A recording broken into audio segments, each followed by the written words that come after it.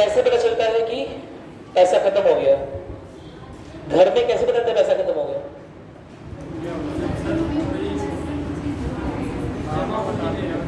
हाँ, पूंजी जो रहती है आपके पास वो धीरे धीरे खाली हो जाती है। जो खर्च किया जा सकता है वो खाली हो गया। सरकार के लिए जो भी अनुदान पार्लियामेंट के द्वारा अनुमोदित या अनुशंसित किया जाता है वो सारा का सारा पेमेंट आरबीआई सरकार को किसी न किसी रूप में दे रही होती है। लेकिन लेट अस सपोज सरकार के लिए अनुमोदित तो है और पैसा जो है आरबीआई के पास नहीं बचा। रिजर्व बैंक ऑफ इंडिया कई सारे रूप में पैसे को रखता है ना, शायद पता हो आप लोगों को। गवर्नमेंट बॉन्ड्स के रूप में, कैश के रूप में, सोने के रूप में। इसके अलावा जो डायमंड होता है, डायमंड समझते हैं ना, ज्वेलरी, जो भी डायमंड, जेम्स, स्टोन्स, उन सब के रूप में कुछ ना कुछ पैसे को रखता है, जिसके बारे में कल थोड़ी सी चर्चा हुआ SLR के रूप में हुई थी शायद, है ना। बोलते हैं स्टैट्यूटरी लिक्विडिटी रेशियो, SLR, यानी कि बैंक में जमा वो भाग पैसे का जिसे बैंकों को भी खर्च करने की या बैंकों को भी ऋण के रूप में देने की आज़ादी या स्वतंत्रता नहीं है। उसे कैश के रूप में रखना है ताकि देश में जो वित्तीय हालात बदले, वित्तीय स्थिरता आए, तो एक बैग से जब लोग बैंक की ओर जाए तो ऐसा ना हो कि बैंक उन्हें पूरी तरह से वापस कर दे। बैंक क्या बोलेगा, अभी आप कुछ पैसा ले लीजिए, कुछ बाद में ले लीजिएगा, या एक लिमिटेशन लगा देगा कि एक दिन में इतनी ही निकासी की जा सकती है। याद है ऐसा कुछ हुआ था? जी सर, उसमें विमुद्रीकरण के टाइम पर ऐसा कुछ हुआ था कि एक दिन में आप एक महीने में 5,000 या 10,000 की निकासी कर सकते हैं पैसे, है ना, या एक समय में इतनी कर सकते हैं। तो इस तरह का प्रतिबंध कुछ लगा देगा बैंक, ताकि जो कैश क्राइसिस हुई है, कैश क्राइसिस समझ रहे हैं? कैश समझते, करेंसी समझते? करेंसी और कैश में क्या अंतर होता है? क्या अंतर होता है? मुद्रा क्या होती है?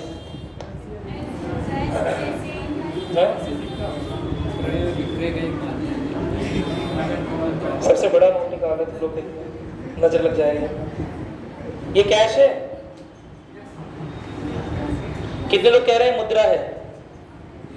कितने लोग कह रहे हैं? हाथ उठाओ। कितने लोग कह रहे हैं मुद्रा है? मुद्रा, मुद्रा करेंसी नहीं, करेंसी है कि नहीं है? है। देखो यही नहीं पता, आपस में एक दूसरे का खून करने के लिए तैयार है सर। करेंसी है कि नहीं है? है? नहीं। तुम सबसे विपरीत बोलते इसलिए सही हो जाती, ठीक है? चलो, नहीं सुनो मेरी बात, तुम लोग यहाँ बताने के लिए नहीं आते, तुम लोग सुनने के लिए आते हो। बताता मैं हूँ, मेरी बात सुनना।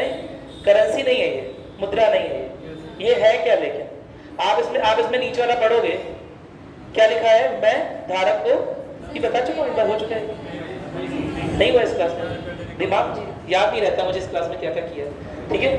मैं धारक को क्या लिखा है? मैं धारक को 10 रुपए अदा करने का वचन देता हूँ। पूरा यार घटा हुआ था, शाबाश। मैं बहुत दिन तक सोचता रहा कि यार ये कैसा पागल आदमी है, ये क्या अदा करने की कोशिश कर रहा है? ये 10 रुपए तो मेरे पास है, मुझे क्या अदा करेगा ये? उसमें लिखा रहता है ना, मैं धारक को 20 रुपए, 50 रुपए, 500 रुपए अदा करने का वचन देता हूँ। तो मैं सोच रहा अदा तो हो गया, तो मेरे पास है, किसे अदा कर रहा है? ये करेंसी नहीं है, मेरी बात से नहीं, ये लीगल कॉन्ट्रैक्ट है, ये बॉन्ड है। ये आपका, आपके सरकार के साथ एक वैध समझौता है कि जब आप ये पैसा अपने गवर्नमेंट के पास वापस ले आके जमा करेंगे तो गवर्नमेंट इसके बराबर सोना, भले ही कितना कम हो, भले ही एक बूंदी बराबर, ठीक है, इसके बराबर सोना, चांदी या कोई सामान या वस्तु आपको देने के लिए क्या है?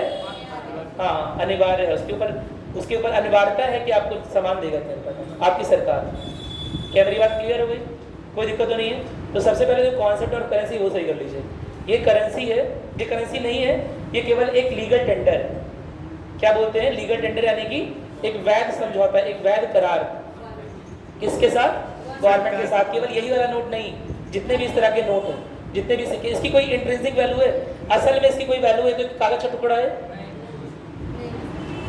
असल में देखा जाए, एक बात सोच लो, भारत की सरकार ऐसी कोई हाइपोथेटिकल चीज एग्जिस्ट नहीं करती है ना। यहाँ लिखा है चिल्ड्रन बैंक ऑफ इंडिया, देखा ही होगा, बच्चों के चूरन निकलता है चिल्ड्रन बैंक ऑफ इंडिया, है ना? तो उसकी कहानी उसमें भी लिखा रहता है, मैं धारक को इतना अदा करने का वचन दे रहा हूँ। नाम भी लिखा हो रहता है, पप्पू गप्पू हप्पू सबका नाम लिखा, छोटे बच्चों का। मैं धारक को इतना रुपया अदा करने का वचन देता हूँ। उसकी वैल्यू नहीं है, वो तो इससे अच्छा नया नोट रहता है जी। कहानी उसकी वैल्यू है, कहानी इसकी वैल्यू है, क्योंकि ये केवल करेंसी का एक्सप्रेशन नहीं है, या लोगों के विश्वास का एक्सप्रेशन, कि लोगों के अपनी सरकार में कितना विश्वास है। क्या आपको चिल्ड्रन बैंक ऑफ इंडिया पे विश्वास है? नहीं। कि रिजर्व बैंक ऑफ इंडिया पे विश्वास है? रिजर्व बैंक ऑफ इंडिया पे। क्या मेरी बात नहीं? तो इसका अपना कोई अपना मूल्य नहीं। मेरी बात सुन, इसका अपना कोई इवैल्यूएशन नहीं है। क्या मेरी बात क्लियर है?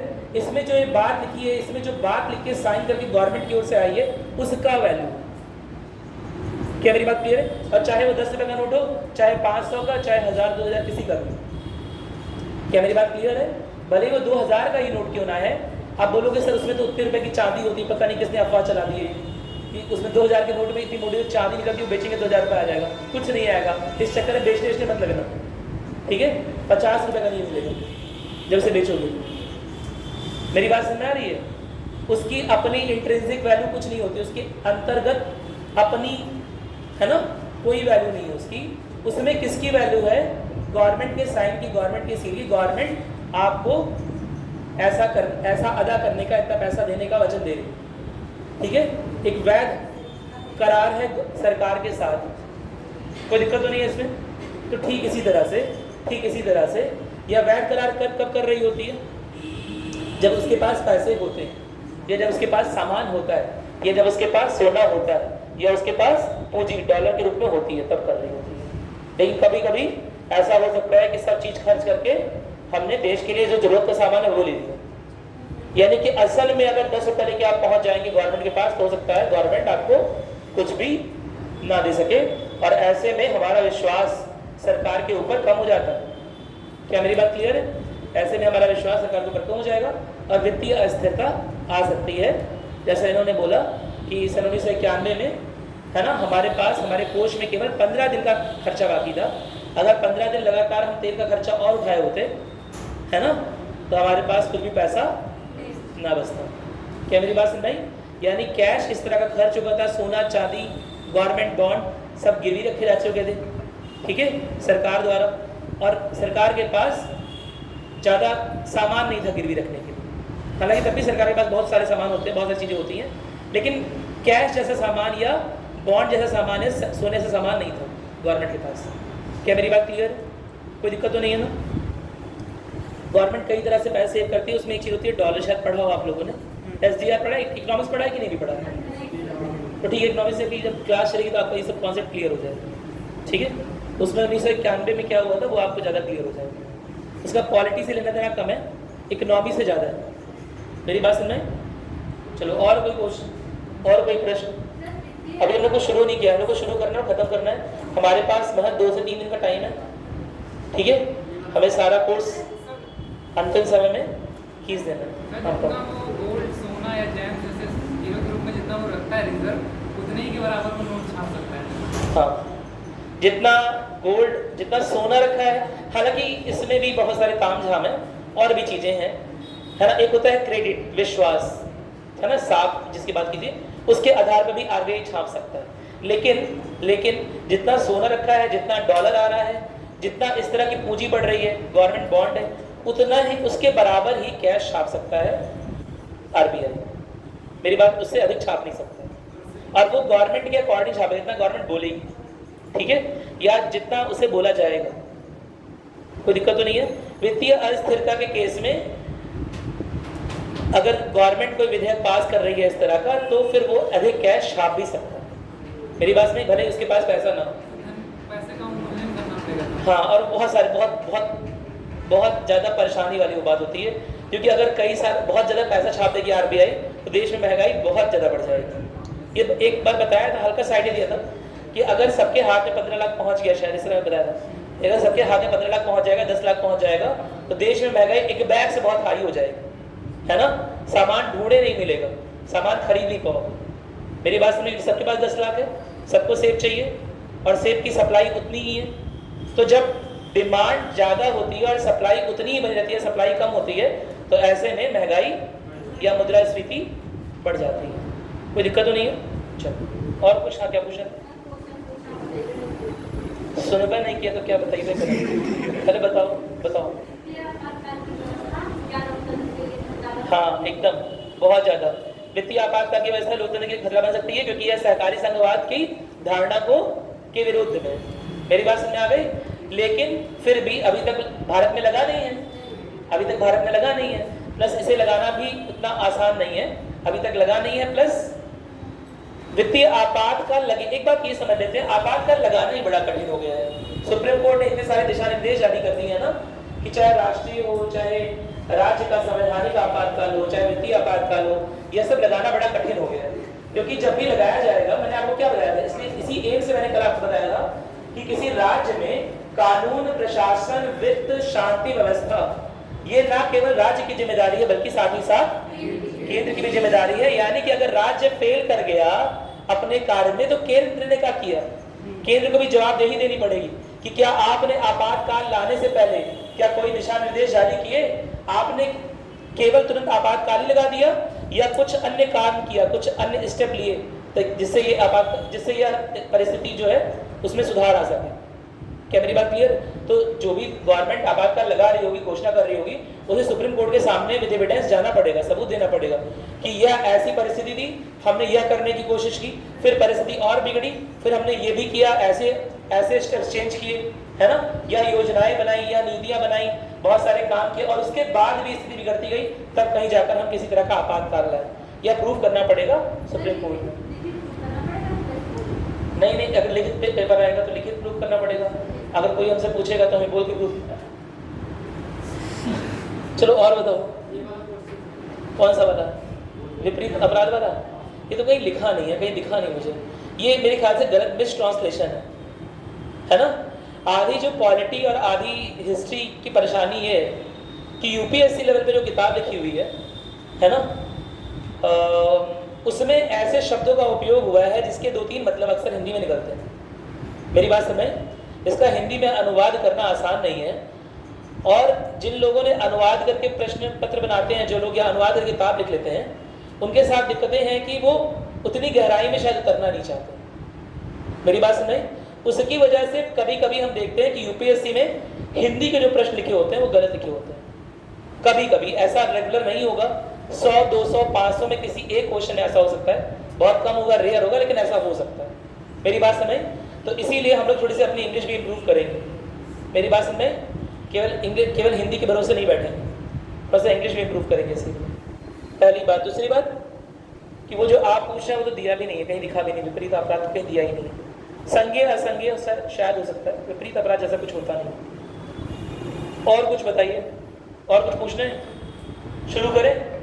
यूनियन लेजिस्लेचर हेड डालिएगा, संघीय विधायिका।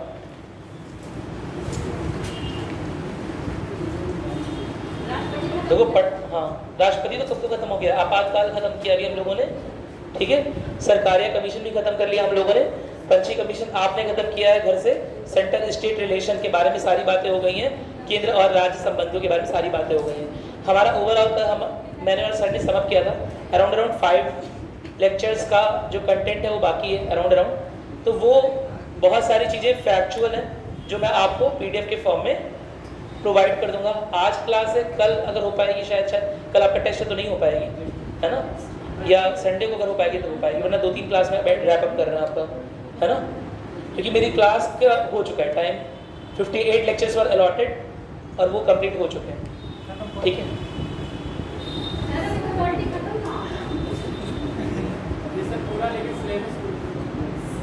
अब असल में क्या है कि देखो, या तो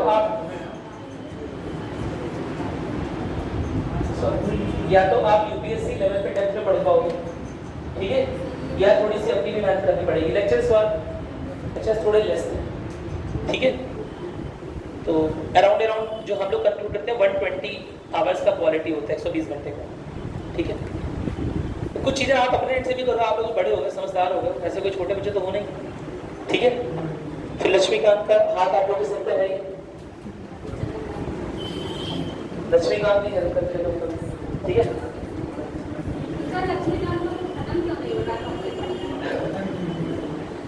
थोड़ा तेज पढ़ेंगे इसके लिए, है ना, ज्यादा पढ़ेंगे। यूनियन एग्जीक्यूटिव बाकी था आज यूनियन लेजिस्लेचर और उसके पीवाईक्यूज देख लेते हैं।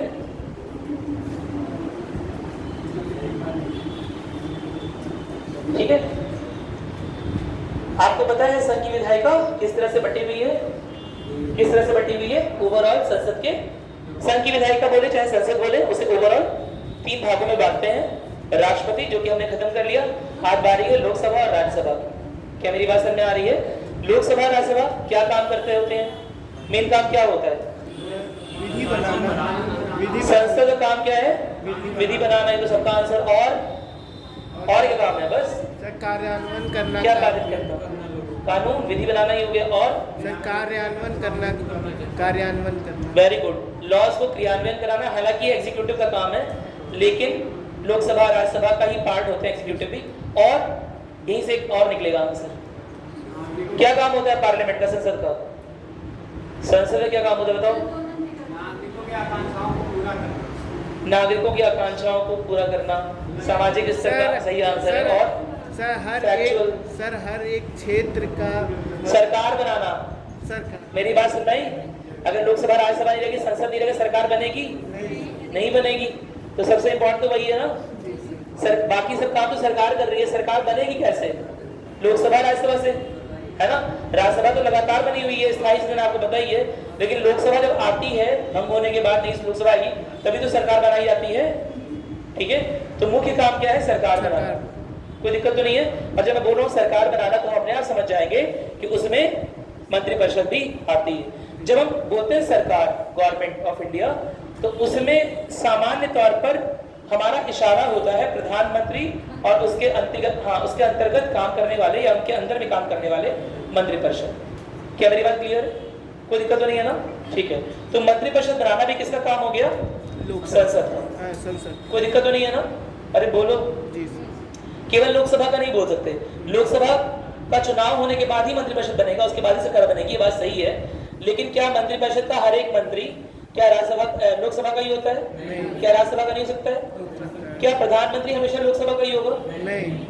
एकदम श्योर हो? जी सर। सोच के बोलो। जी सर। क्या प्रधानमंत्री जो है वो राज्यसभा का नहीं हो सकता है? हो सकता है। हो सकता है। मेरी बात सुन रही? अरे मनमोहन सिंह, मेरी बात सुन रही? मनमोहन सिंह राज्यसभा से थे। क्या मेरी बात क्लियर है? चलो दोबारा से आप शुरू कर रहे हैं। भारतीय संघ की विधायिका, आप हेड डालेंगे भारतीय संघ की विधायिका। ठीक है, आपको पता है 2 सदन होते हैं, लोकसभा और राज्यसभा। दोनों सदनों के अधिकार कर्तव्य के बारे में हमें कहां से कहां तक दिया हुआ है? 79 से 122। लिख लीजिएगा, अनुच्छेद 79 से अनुच्छेद 122 के तहत इन दोनों सदनों के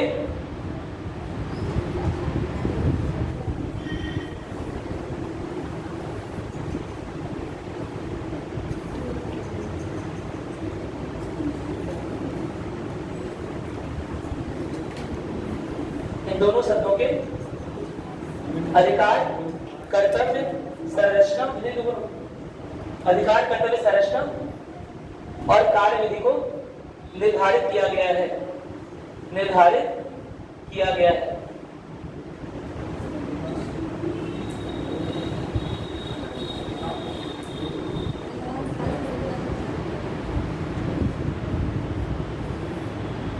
कितना लिखिएगा?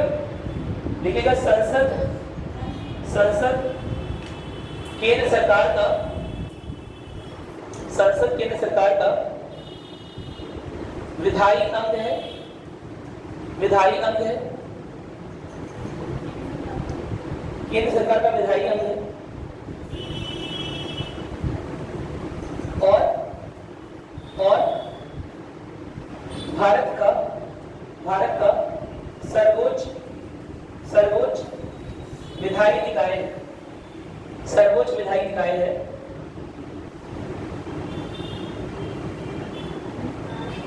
निकाय आगे लिखेगा।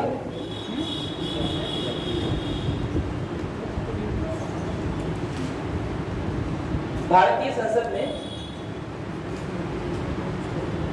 या भारतीय विधायिका में होगा, भारतीय विधायिका में संसदीय स्वरूप ब्रिटेन के वेस्टमिनिस्टर मॉडल, ब्रिटेन के वेस्टमिनिस्टर मॉडल से वेस्टमिनिस्टर मॉडल से प्रेरित है।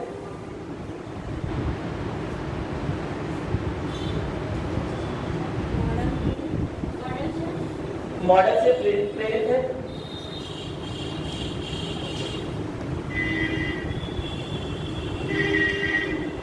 आगे लिखोगे, चूंकि अमेरिका में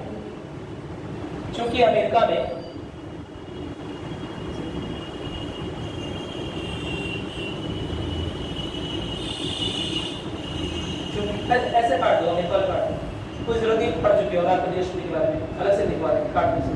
लिखोगे आगे, ये लिखिए ना, प्रेरित है। इसके आगे लिखोगे भारत में नए संविधान के तहत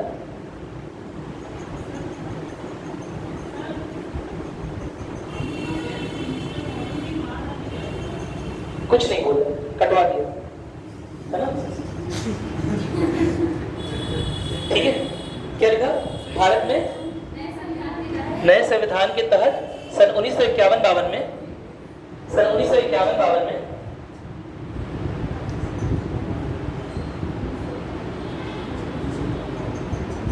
पहला आम चुनाव हुआ। 1951-52 के लिए हुआ है। तैयारी बहुत पहले से चल रही थी, बहुत मुश्किल के बाद पहला आम चुनाव हुआ था शायद। जब आप इंडियन पॉलिटी का केवल यही पार्ट नहीं पढ़ोगे, है ना? आपके सामने एक और चीज है जो अभी मतलब पेपर पार्ट 2 का ही भाग है, पॉलिटिक्स सिंस इंडिपेंडेंस। उसके लिए क्लास 12 की किताब आती है, वो ले लीजिएगा। यानी कि आजादी के बाद भारत में कौन कौन से राजनीतिक घटनाक्रम हुए। क्या मेरी बात क्लियर है? तो दिक्कत तो नहीं है? चलिए नोट कर लीजिएगा। क्या लिखा आपने? चुनाव हुआ। भारत में नए संविधान के तहत 1951-52 में, 1991 में नहीं, पहला आम चुनाव हुआ। 1951 में पहला आम चुनाव हुआ और पहली निर्वाचित संसद देश को 1952 में मिली। अप्रैल 1952 लीजिएगा। पहली निर्वाचित संसद देश को अप्रैल 1952 में मिली। अप्रैल 1952 में मिली। आवाज आ रही है मेरी?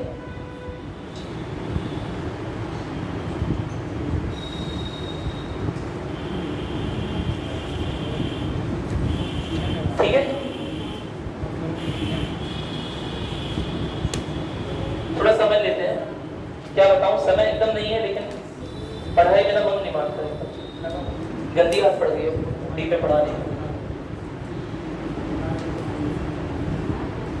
संघीय विधायिका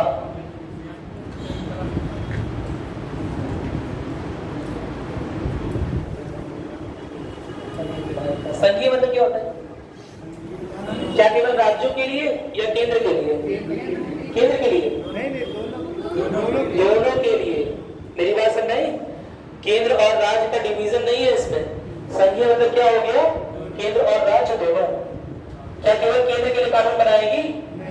क्या केवल केंद्र स्तर के कानून बनाएगी?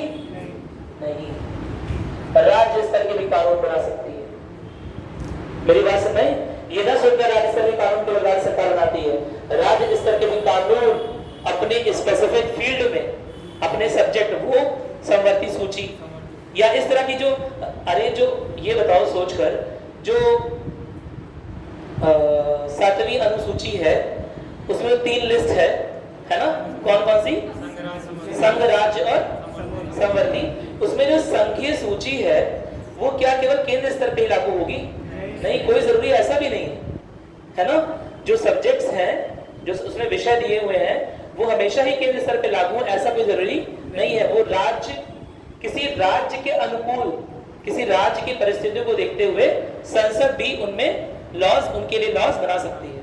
क्या मेरी बात क्लियर है? बशर्ते वो सारे लॉज उसी सूची के विषय में से होने चाहिए। क्या मेरी बात क्लियर है? ठीक। तो केंद्र और राज्य दोनों आ गया। अब विधायिका का काम क्या है? विधि का निर्माण, कानून का निर्माण, है ना, विधेयक का निर्माण। कोई दिक्कत तो नहीं है? काम कौन कर रहा है ये वाला? अरे कर कौन रहा है? हमारे यहाँ संघीय विधायिका को बोलते क्या है? संसद। क्या बोलते हैं? संसद। और संसद के 3 अंग कौन कौन से? लोकसभा, राष्ट्रपति। सबसे इम्पोर्टेंट तो खाई गए तुम लोग, राष्ट्रपति, राज्यसभा और लोकसभा। सबसे पहले मैं राष्ट्रपति क्यों लिखा?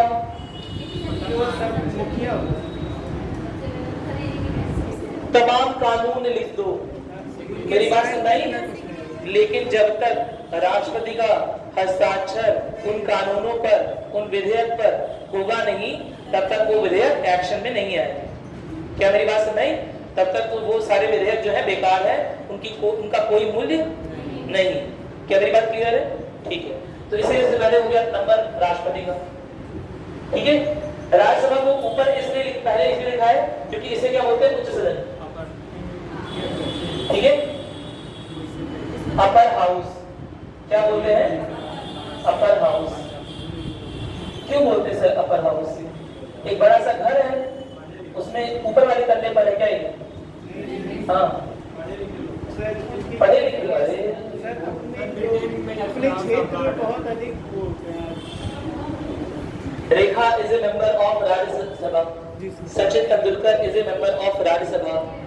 ज्यादा पढ़े लिखे लोग नहीं है, 10वीं पास। सर अपनी फील्ड में बहुत ज्यादा वो है, क्या कहते हैं? ठीक है, तो नामित का तुमने कारण बता दिया, बात सही है।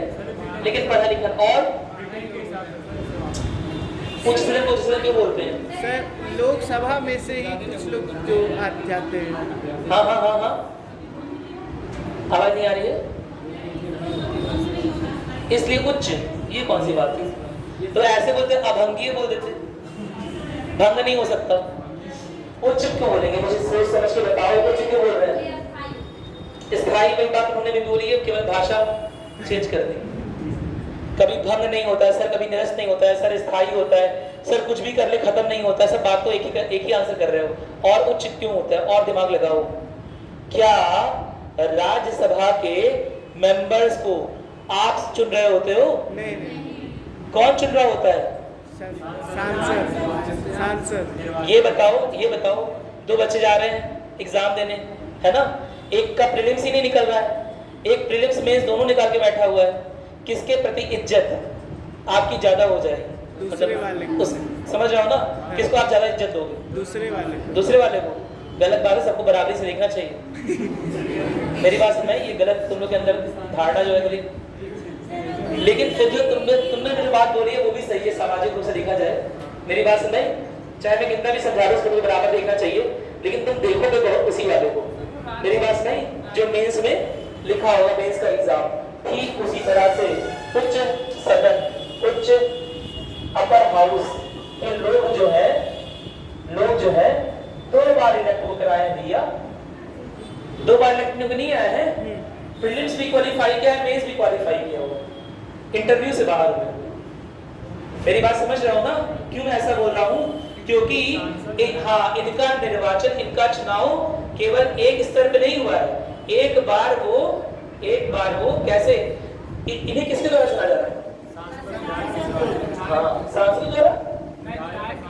राज्यसभा में जो सांसद हैं, यहाँ लिख रहा हूँ, है ना, या राज्यसभा के सदस्य हैं, राज्यसभा के समस्त निर्वाचित सदस्यों और जो केंद्र शासन के जो भी निर्वाचित सदस्य उनके द्वारा। राज्यसभा के सदस्य या वो सांसद जो कि राज्यसभा का अंग है, ठीक है। इनका चुनाव किससे हो रहा है? राज्य के जो विधानसभा है, राज्य की विधानसभाओं के निर्वाचित सदस्यों से। हम शॉर्ट में बोल रहे हैं विधानसभाओं से। और जो केंद्र शासित प्रदेश के निर्वाचित सदस्य उनके द्वारा। केवल 2 केसेस हैं, दिल्ली और पुडुचेरी। निर्वाचित सदस्य केवल 2, ठीक है। तो विधानसभाओं के द्वारा, है ना, विधानसभाओं में जो इलेक्टेड एमएलएज होते हैं, जो विधायक होते हैं, वो इन्हें इलेक्ट करके भेज रहे हैं। क्या मेरी बात समझ में? वो चुनकर इन्हें भेज रहे हैं। क्या मेरी बात समझ आ रही है? तो ये एक तरह से थोड़े से ऊपर नहीं हो जाएंगे। हमने चुना विधानसभा में पहुंचे हुए विधायकों को, और विधायकों ने चुना राज्यसभा के सदस्यों को। तो इनका क्या स्तर ऊपर नहीं हो जाएगा? हो जाएगा ना। कैसे ऊपर हो रहा है? ये डायरेक्टली चुने नहीं गए लोगों द्वारा, ये डायरेक्टली लोगों द्वारा नहीं चुने गए। ये किसके द्वारा चुने गए हैं? हमारे द्वारा चुने गए विधायकों का जो द्वारा चुनाव, मतलब या उन विधायकों के द्वारा चुने गए हैं जिन्हें हमने चुना है, उन विधायकों के द्वारा चुने गए हैं जिन्हें हमने चुना है, इसलिए उच्च सदन में बैठे। क्या मेरी बात समझ आ गई? कोई दिक्कत तो नहीं है ना? ठीक है। वैसे इस तरह की डेमोक्रेसी को क्या बोलते हैं? 2 तरह की डेमोक्रेसी बता चुका हूं। एक होता है प्रत्यक्ष, अप्रत्यक्ष, के लिए एक और नाम है प्रतिनिधित्व। परोक्ष भी बोल सकते हो, लेकिन ज्यादा अच्छा बोलेंगे जो इंडिया में चल रहा है प्रतिनिधित्व डेमोक्रेसी। प्रत्यक्ष लोकतंत्र और प्रतिनिधित्व लोकतंत्र, क्या अंतर है इसका? मुझे ये बात एक बात हो चुकी है इस बारे में। प्रत्यक्ष लोकतंत्र और प्रतिनिधित्व लोकतंत्र में क्या अंतर होता है? क्या मेरी आवाज आ रही है? लोग क्लियर नहीं आ रही है, ये बताओ। आ रही है आवाज? बताओ। अब प्रत्यक्ष लोकतंत्र और अप्रत्यक्ष या फिर प्रतिनिधित्व लोकतंत्र में क्या अंतर है? हाँ बताइए। जैसे सर प्रत्यक्ष लोकतंत्र, जैसे कि वहाँ पे जैसे कि स्विट्जरलैंड में है, ग्राम स्तर पे भी ऐसा पाया जाता है, वैसे देखा जाएगा सैद्धांतिक रूप में, क्योंकि जो भी कानून व्यवस्था बनाई जाती है, जो भी निर्णय लिए जाते हैं, इसमें ये जनता की भागीदारी सीधे रूप से तो ऐसा प्रत्यक्ष लोकतंत्र। कैसे? अगर उसमें डायरेक्ट इन्वॉल्विंग होगी जनता की, तो क्या भारत में कभी ऐसा हुआ है कि किसी डिसीजन को लेने के लिए, किसी निर्णय को लेने के लिए लोगों तक सरकार ने कोई साधन मुहैया करवाया है कि आप लोग क्या राय है इस निर्णय को लेकर लेने के लिए? नहीं हुआ भारत, कभी नहीं हुआ। बैठ जाओ। हुआ है? कहाँ पर हुआ है? और इस क्लास में बोला तो तुम लोग ध्यान सुनते नहीं हो, सोए रहते हो क्लास में आधे। समझ आ रहा है? सोना नहीं है क्लास, ठीक है। जूनागढ़ में कह सकते हो, वेरी गुड, एक अच्छा एग्जाम्पल जूनागढ़ का दिया। एक और बार हुआ, अभी हाल ही में हुआ है, दिल्ली की आम आदमी पार्टी ने किया था, है ना, किसी मामले पर लोगों की राय लेकर किया था, किसी बिल पर लोगों की राय 2014 में 2015 में ली गई थी। मेरे लोगों को मैसेज करना था, यस या नो करना था। मेरी बात सुनाई? जिसके वोट ज्यादा रहेंगे उसके अकॉर्डिंग लॉ बनाया जाएगा। क्या मेरी बात क्लियर है? जहां पर सीधे तौर पर हर एक नीति निर्माण, हर एक योजना के लिए लोगों की राय ली जा रही है, ऐसे लोकतंत्र को बोलते हैं प्रत्यक्ष लोकतंत्र। क्या मेरी बात समझ में आ गई? सीधे तौर पर दिल्ली में एक बार ऐसा हुआ था। क्या मेरी बात क्लियर है? इसके अलावा जो बता रहा है जूनागढ़ में ऐसा हो चुका है, ठीक है। लेकिन नॉर्मली अपने यहाँ क्या विमुद्रीकरण हो रहा था, आपसे पूछा गया था? क्या जीएसटी लग रहा था, आपसे पूछा गया था? किस बिल से, किस बिल को लगने से पहले आपके पास मैसेज आया था? कृषि बिल के लिए आया था मैसेज? किसी बिल के लिए मैसेज नहीं आया। मेरी बात समझ में? क्या किसी बिल के लिए आपके पास मैसेज आता है कि यस या नो दबाइए? अगर आप यह बिल नहीं चाहते हैं कि सरकार पास करे तो आप नो पर टिक करिए या यस पर टिक करिए, ऐसा कुछ आता है सरकार की ओर से? नहीं आता है सामान्य तौर पर। इसीलिए क्यों नहीं आता है? क्या कारण? क्योंकि हमारे यहाँ प्रतिनिधित्व लोकतंत्र की अवधारणा है, जिसमें यह माना जाता है कि अलग अलग लोग जो हैं वो अलग अलग विषयों के जानकार नहीं हो सकते हैं। इसीलिए एक प्रतिनिधि को चुने, उसे अनुसंधान करने दे उस विषय पर, और उस प्रतिनिधि के ओपिनियन को, उसकी मंशा को, उसकी राय को ही उसके क्षेत्र की मंशा माना जाए। क्या मेरी बात समझ में आ गई? कोई दिक्कत तो नहीं है ना? इस चीज को बोलते हैं प्रतिनिधित्व लोकतंत्र। जो यहाँ से चुने हुए लोकसभा या राज्यसभा के जो चुने हुए एमपीज हैं, वो कहीं ना कहीं अपने क्षेत्र की मंशा को दिखा रहे होते हैं। दूसरी वजह सर एक और जनसंख्या भारत की, वो इस तरह के है ही नहीं करवा पाए। ना ही लिटरेट लोग हैं, ना ही सबके पास ईमेल आईडी है, ना ही सबके पास फोन है। हालांकि अब कई लोगों के पास फोन हो गया है, करवा सकते हैं, लेकिन अभी भी बहुत सारी इसमें परेशानियां हैं। क्या मेरी बात समझ में? कोई दिक्कत तो नहीं है ना? बहुत सारी परेशानियां हैं, इसलिए प्रत्यक्ष लोकतंत्र की स्थापना भारत में अभी तो नहीं हो सकती। हालांकि प्रत्यक्ष लोकतंत्र ज्यादा लोकतांत्रिक होता है, लेकिन उसकी परेशानी क्या है कि वहां इन्फॉर्म्ड डिबेट, यानी कि इन्फॉर्म्ड डिबेट बाद दिखा शायद ऐसी परिचर्चाएं जिसके बारे में पहले से जानकारी लोगों को अच्छी दे दी गई हो। अवेयर जनता नहीं है ना, लिटरेट जनता नहीं है, साक्षर लोग नहीं है, यह बड़ी परेशानी का विषय। क्या मेरी बात समझ में आ गई? और साक्षर होने के बाद भी लोग अपने अधिकारों को नहीं जानते, चीजों को समझते नहीं है, और परेशानी का विषय। इसीलिए कहीं ना कहीं प्रतिनिधियों के स्तर पर प्रतिनिधित्व लोकतंत्र की स्थापना की अवधारणा हमारा संविधान कर रहा होता है। पहली बात तो ये क्लियर। क्या मेरी बात क्लियर है? अब लोगों के प्रतिनिधि कहां पर उतर रहा है? अगर संघीय स्तर पर देखा जाए तो लोगों के प्रतिनिधि दो जगह जा रहे हैं, लोकसभा और राज्यसभा। इसमें राज्यसभा को सदन क्यों बोल रहे हैं? क्योंकि यह जो प्रतिनिधि पहुंचे हैं यह केवल प्रीलिम्स क्वालिफाई करके नहीं पहुंचे, है ना, इनका टिक यहां से भी हुआ है और यहां से भी हुआ है, यानी कि एक तरह से इन्हें हमारे द्वारा चुने गए प्रतिनिधियों ने अपनी आस्था दिखाई है। ठीक है, अपनी आस्था यानी समझ रहे हो ना, अपना फेथ दिखाया है, इनके प्रति विश्वास प्रकट किया है, तब जाकर ये कहीं वहां पहुंचे। कोई दिक्कत तो नहीं है ना? चलिए हेड डालेंगे राज्यसभा।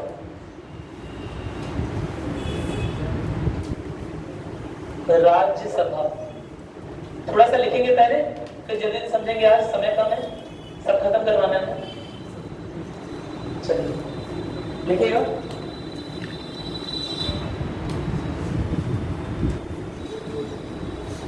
यह उच्च सदन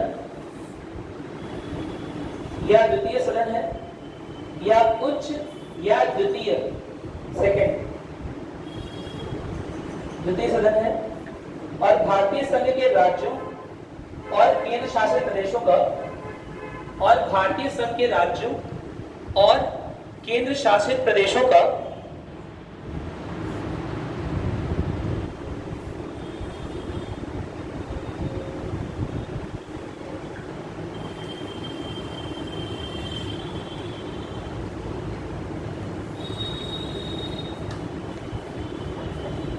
भारतीय संघ के राज्यों और केंद्र प्रदेशों का प्रतिनिधित्व करता है।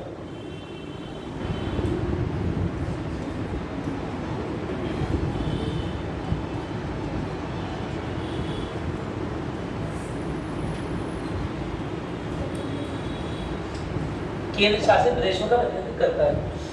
कौन कौन से? इनमें तो कौन से हैं? दिल्ली और पुडुचेरी। ठीक है,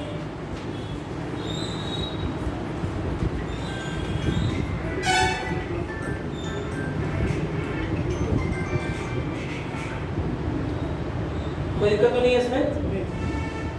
ठीक है, आगे लिखिएगा। लिखिएगा इस सदन को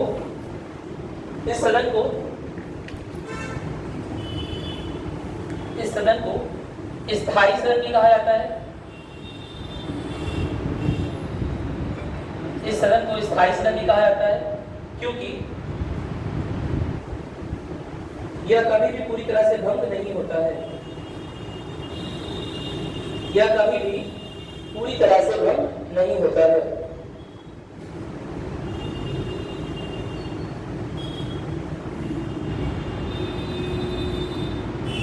इसके आगे लिखिएगा भारतीय संविधान की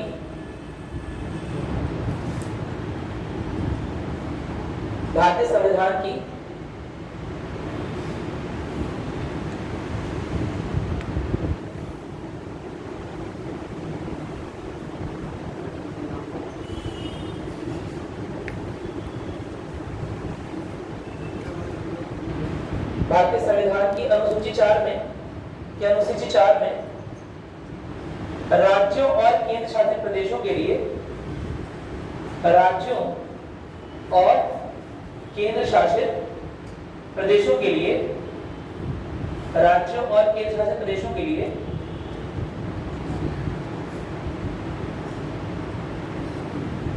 राज्यसभा में सीटों का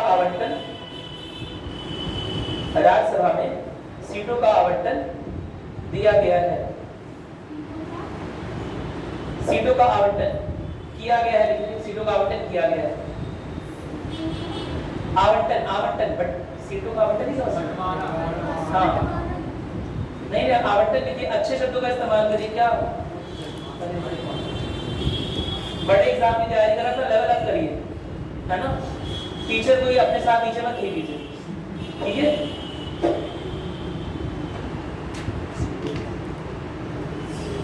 ठीक है, मैं आपको यहाँ से रस्सी से खींच रहा हूँ, आप यहाँ पर हो, तो आपकी गले में नहीं रस्सी लगी है, हाथ से पकड़ो, ठीक है। अब आप मुझे उल्टा मत खींचे लगो कि मैं भी इसमें गिर जाऊँ। मेरी बात सुनिए, आप अपने आप को उठाने की कोशिश करो, मुझे नीचे गिराने की और मत रहो नीचे। मैं ऑलरेडी बहुत नीचे आके पढ़ा रहा हूँ, ठीक है। चलो जैसे स्थायी सदस्य में आ गया। स्थायित्व क्यों है? स्थायित्व क्यों है? कभी भंग नहीं हो रहा है, क्योंकि कभी भंग नहीं हो सकता, है ना। साथ ही साथ कभी भंग क्यों नहीं हो सकता? क्योंकि असल में देखा जाए तो राज्यसभा के जो मेंबर्स होते हैं, राज्यसभा के जो मेंबर्स कितने 6 वर्ष के लिए। 7 कैसे हो जाएगा? 6 वर्ष के, ठीक है। 6 वर्ष के लिए उन्हें इलेक्ट किया जाता है, उन्हें उनका निर्वाचन होता है। और 6 वर्ष बाद भी ऐसा नहीं होगा कि सारे के सारे राज्यसभा के सांसद जो हैं वो क्या हो गए, एक साथ रिटायर हो गए, ऐसा नहीं होगा। क्या होगा? 1/3, हर 2 वर्ष पर 1/3, हर 2 वर्ष पर 1/3 जो सांसद हैं, सांसद राज्यसभा के क्या होते हैं, सेवानिवृत्त होते रहते हैं और इनके जगह नए राज्यसभा के सांसद आते रहते हैं। तो अगर देखा जाए 6 वर्ष में एक पूरी नई राज्यसभा हो जाती है, लेकिन तब तक जो पुराने वाले रहेंगे उनके भी जाने का टाइम आ चुका होगा। क्या मेरी बात समझ में आ रही है? नहीं बात समझ में? इसका कोई कार्यकाल होता है क्या? इसका कोई कार्यकाल नहीं होता है। इसमें जो सांसद है उनका कार्यकाल होता है 6 वर्ष का। क्या मेरी बात क्लियर है? राज्यसभा का कुछ कार्यकाल है, कोई अवधि है नहीं, ठीक है, क्योंकि लगातार चल रही है, एक साथ रिटायरमेंट हो ही नहीं रह सकता। एक साथ सब जो है वो आउट ऑफ ऑफिस नहीं जा रहे, है ना। 1/3 करके हर 2 वर्ष में निकल रहे हैं। जो 1/3 निकले हैं उनकी जगह पर नए आ जाएंगे। मेरी बात समझ में? जो 1/3 निकलेंगे उनकी जगह पर नए आ जाएंगे। 1/3 निकले तो उनकी जगह पर नए आ गए, ठीक है। कोई दिक्कत तो नहीं है इसमें, यानी कि ये हमेशा चलने वाली संसद का अंग है जो हमेशा चलता रहेगा। कोई दिक्कत तो नहीं है इसमें, ठीक है। एक बात तो क्लियर हो गई। दूसरी बात क्या बता रहा था? एक चीज और लिखिएगा फिर आगे बढ़े, है ना। खंडन के संरचना, राज्यसभा की संरचना, है ना।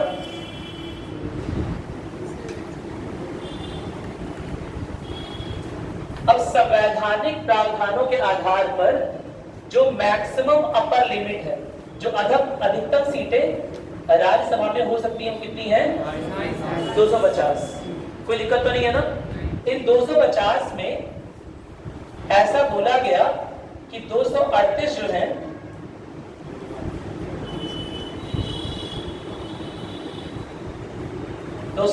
जो है वो निर्वाचित सदस्य की होगी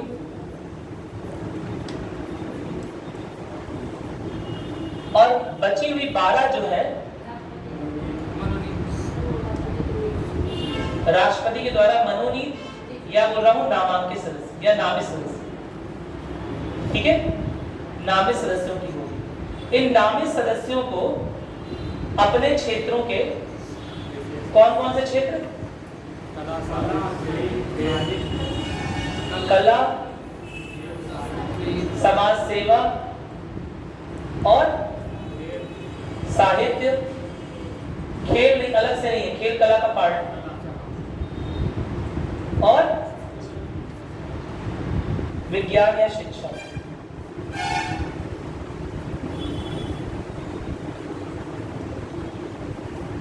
क्या मेरी बात समझ? ये 12 सदस्य नामित रहेंगे, इन्हें इस आधार पर इनका नामांकन किया जाएगा राज्यसभा में। कोई दिक्कत तो नहीं है। लेकिन ये मैं क्या बता रहा हूं, ये मैं क्या इस समय की राज्यसभा का संरचना बता रहा हूं या अपर लिमिट बता रहा हूं? मैक्सिमम, इससे अधिक नहीं हो सकता। मेरी बात सुने तो लिखेंगे जैसे संवैधानिक प्रावधानों के आधार पर राज्यसभा की अधिकतम सदस्यों की संख्या राज्यसभा में अधिकतम सदस्यों की संख्या 250 हो सकती है, जिसमें 238 निर्वाचित सदस्य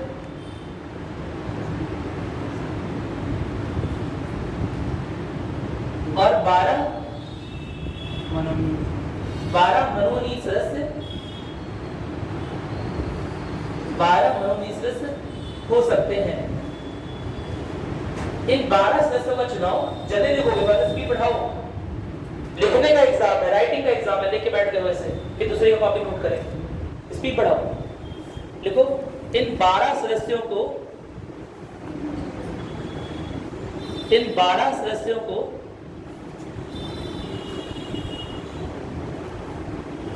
निम्न चार क्षेत्रों में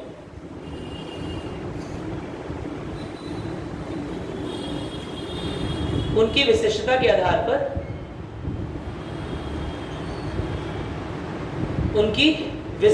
आधार पर नामांकित या नामित किया जाता है। विशिष्टता लिख लिया, के आधार पर नामित किया जाता है। ऐसा कोई डिवाइड नहीं है, लेकिन यही सोच के किया होगा, मेरी बात सुने। लेकिन ऐसा कोई डिसाइड नहीं है, डिवाइड नहीं है इस तरह, ठीक। लगभग ऐसा किया जा सकता है। मान लो लेट अस सपोज भारत में कोई अच्छा वैज्ञानिक बना ही ना, है ही नहीं, कोई अच्छा वैज्ञानिक है ही नहीं, तो ऐसे में क्या करेगा, मुश्किल हो जाएगी ना। या कोई वैज्ञानिक इंटरेस्टेड ही नहीं है, बोल रहे हाँ अपना काम करेंगे, कि सब करने के लिए पैदा हुए, तो ऐसे में नहीं कर पाएंगे। किसी को जबरदस्ती नहीं बना सकता, समझ रहे हो ना। ऐसा नहीं राष्ट्रपति नामांकन आपको कर दिया तो आपको जाना ही पड़ेगा, आप मना कर सकते नहीं, हम नहीं जाएंगे। क्या मेरी बात सुने। देश के राष्ट्रपति, देश का राष्ट्रपति, देश का सीजीआई समझते हो ना, मुख्य न्यायाधीश, आपसे कोई भी काम आपके मत के बगैर नहीं करवा सकता, जब तक आपने कोई क्राइम ना कर दिया हो कि आपको फांसी मिल रही है, तो हमारा मन नहीं है ना, ऐसे काम नहीं चलेगा। लेकिन नॉर्मली ऐसा नहीं करवा सकता, ठीक है। कौन से 4 क्षेत्र नोट किया? कला, समाज सेवा, साहित्य और विज्ञान। नोट करिएगा, कला, समाज सेवा, साहित्य और विज्ञान। एग्जाम में आता है कि कौन से होते हैं, है ना। 4 फील्ड दे देगा, उसमें से एक फील्ड वाली नहीं रहेगी। ऐसा एक काम करो, आप शिक्षा को काट दो ताकि कंफ्यूजन ना हो, शिक्षा को हटा दो, ठीक है। विज्ञान केवल लिखो, शिक्षा को हटा दो, ठीक है। जो एग्जैक्टली लिखा है संविधान, उसके अकॉर्डिंग लिख रहे हैं, कोई समस्या तो नहीं है इसमें, ठीक है। अच्छा, ये तो हो गई अपर लिमिट, ये तो हो गया मैक्सिमम। लेकिन क्या संसदीय प्रवृत्तियों या संसदीय संस्कृति द्वारा या संसदीय नियमों द्वारा क्या राज्यसभा सदस्य इस समय 250 ही है? नहीं है। कितने हैं? 245, 43, 241, 238, कितने हैं? कितने हो सकते हैं ये बताओ। हाँ, संसदीय नियमों के अधीन या संसदीय नियमों के अनुसार अधिकतम सीमा कितनी हो सकती है? अधिकतम सीमा अभी कितनी है? 245। कितनी है? 245। और ये तो संवैधानिक प्रावधानों के आधार पर था, लेकिन अभी करंटली कितनी है? 245 संसदीय नियमों के अधीन, संसदीय पार्लियामेंट्री लॉ के अकॉर्डिंग अभी के टाइम पर कितने मेंबर ऑफ राज्यसभा है? 245 होने चाहिए, है ना। हो सकता है कुछ सीटें नामित सदस्य की अनुपस्थिति में खाली रह जाए, क्या मेरी बात क्लियर है? लेकिन होने कितने चाहिए? 245। किसके आधार पर? संसदीय संस्कृति या संसदीय प्रावधानों के आधार पर। लिखिएगा, लिखिए। लेकिन संसदीय प्रावधानों के आधार पर अधिकतम राज्यसभा के सदस्यों की संख्या, अधिकतम राज्यसभा के सदस्यों की संख्या 243 तय की गई है, जिसमें 233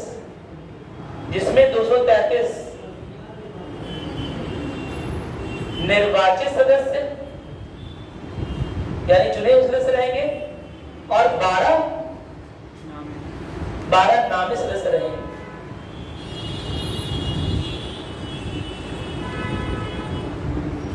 कोई दिक्कत है?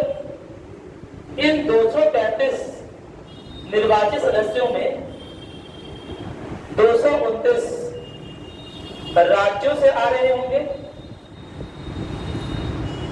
या राज्य की विधायिकाओं से निर्वाचित किए जाएंगे और 4 जो है वो केंद्र शासित प्रदेश की विधायिका से लिए जाएंगे। केंद्र शासित प्रदेश दिख रहे सब लोग साफ साफ दिख रहे? दूसरा बना दो, दिख रहे? ठीक है। तो संसदीय नियमों के अनुसार, संसदीय प्रावधानों के अनुसार जो मैक्सिमम लिमिट है सांसदों की कितनी है? 245। संविधान के अनुसार कितनी हो सकती है? 250। संसदीय प्रावधानों के अनुसार ये 245 दो भाग में इस तरह से डिवाइडेड है कि 233 निर्वाचित सदस्य हो सकते हैं और 12 नामी सदस्य हो सकते हैं। 12 नामी सदस्य अगेन किस क्षेत्र से रहेंगे? इन 4 क्षेत्रों से रहेंगे।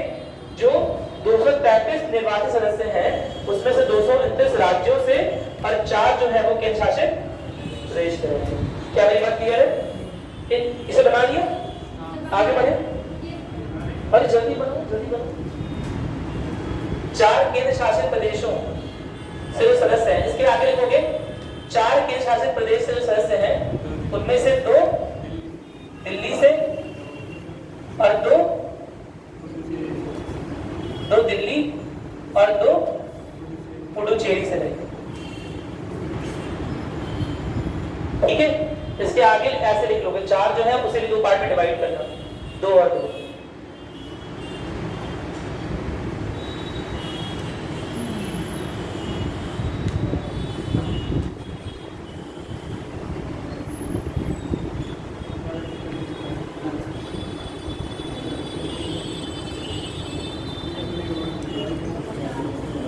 कोई दिक्कत है इसमें?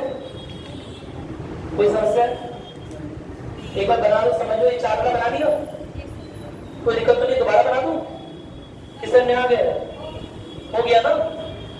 245 को 2 पार्ट में डिवाइड कर लेते, 233 और 229, सॉरी 229 और 4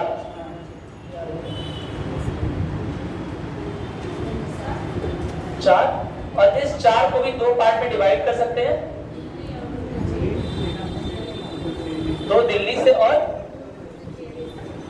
2 दिल्ली से और 2 पुडुचेरी से।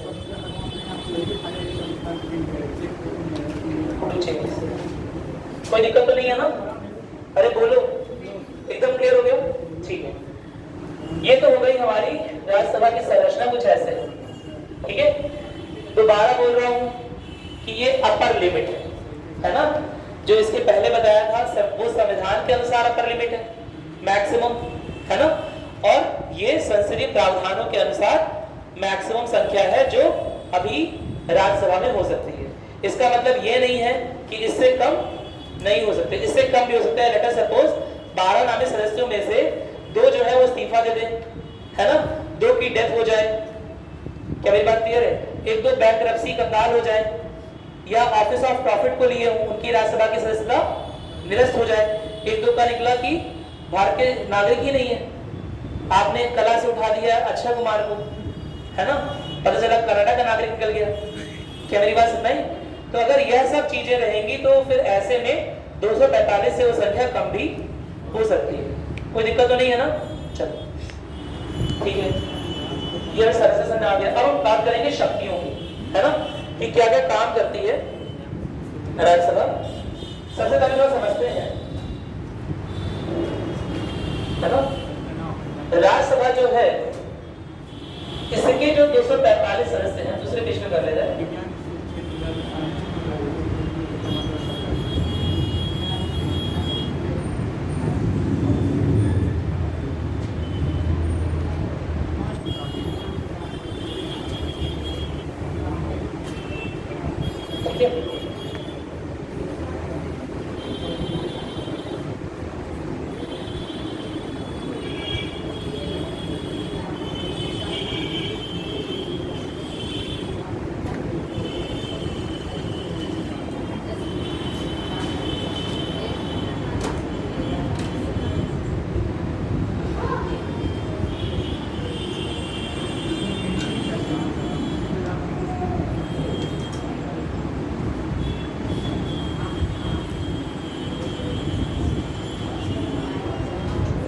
सारे जो है वो सांसद हैं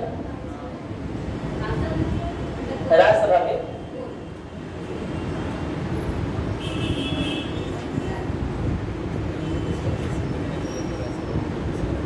ठीक है, कुछ राज्यों से होंगे, कुछ केंद्र शासित प्रदेशों से भी होंगे। ठीक है,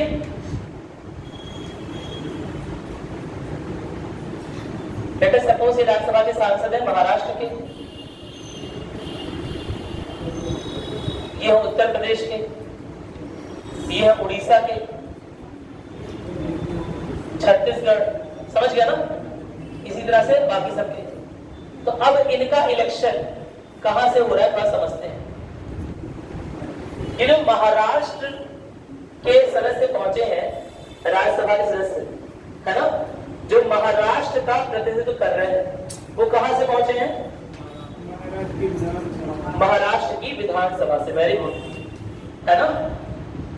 ये सारी की सारी विधानसभाएं हैं, और इन विधानसभाओं के अंदर कौन है?